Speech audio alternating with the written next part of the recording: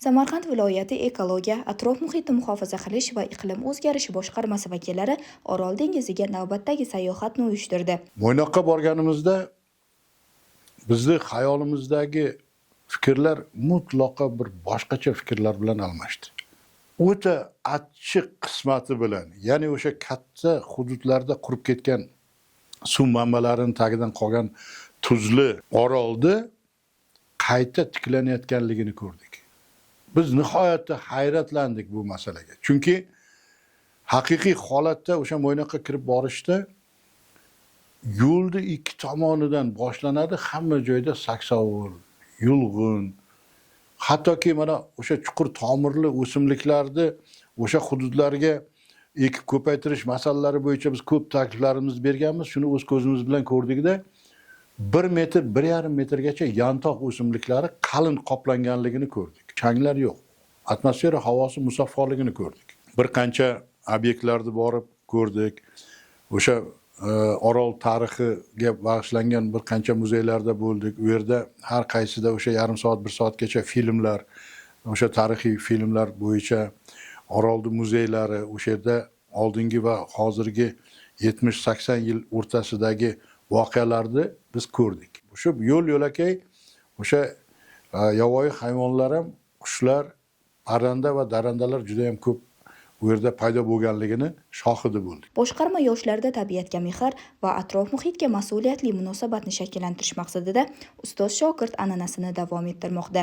Shuning uchun ham sayohatda Prezident maktabi o'quvchisi Bilolbek Rahmatullayev ham ishtirok etdi. Qiziqishlarim bu ekologiya sohasida bo'lganligi uchun ustozim xalqaro ekspert ekolog To'raxon Hoshimov bilan birgalikda yaqinda Qoraqalpog'iston hududidagi Mo'ynoqqa sayohat qildik. Sayohatimizda Mo'ynoqqa yetib borganimizdan so'ng muzeylarga ham kirishga ulgurdik. Masalan, ulardan biri ochiq osmon ostidagi muzey kemalar qabristoni deb nomlanar ekan.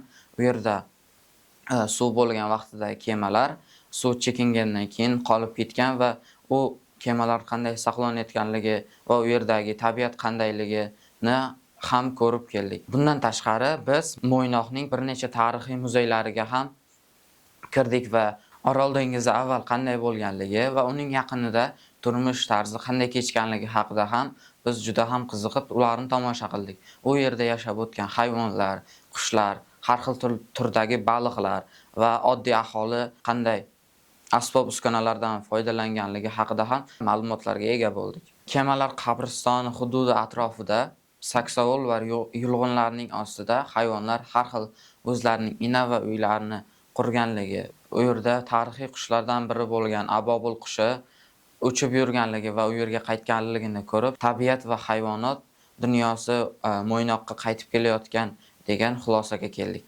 Qoraqalpog'iston ekologiya qo'mitasiga kirib, u yerdagi mutaxassislar bilan fikr almashib, amalga oshirilayotgan ishlar haqida ham ma'lumotga ega bo'ldik. Olgan ma'lumotlarimiz asosida ustozim rahbarligida har xil ilmiy materiallar, kitoblar va shunga o'xshash innovatsion texnologiyalarni va ularni kelajakda tatbiq etish haqidagi rejalarimizni ham belgilab oldik. Kelajakda ustozim bilan birgalikda Qozog'iston davlatiga borib, u yerdagi ko'k orol va uning atrofida bo'layotgan tabiiy ekologik o'zgarishlar haqida ham o'rganish niyatimiz bor. Prezidentimiz biz yoshlarga berayotgan imkoniyatlardan foydalanib, o'z tengdoshlarim va yaqin qardoshlarimiz bilan birgalikda izlanishlarimizni olib borib, kelajakda ekologiyaga katta hissa qo'shish niyatlarimiz ham bor. Orolni muammolarini biz hali qiziqarli mavzularini yana beramiz. Hali juda ham ko'p qiziqarli ishlarimiz, maqsadlarimiz bor.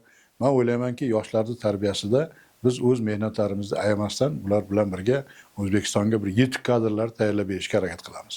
Orol bo'yidagi o'zgarishlarni bevosita kuzatish yosh avlodda tabiatga mehr va uni asrash mas'uliyatini kuchaytirishga xizmat qiladi.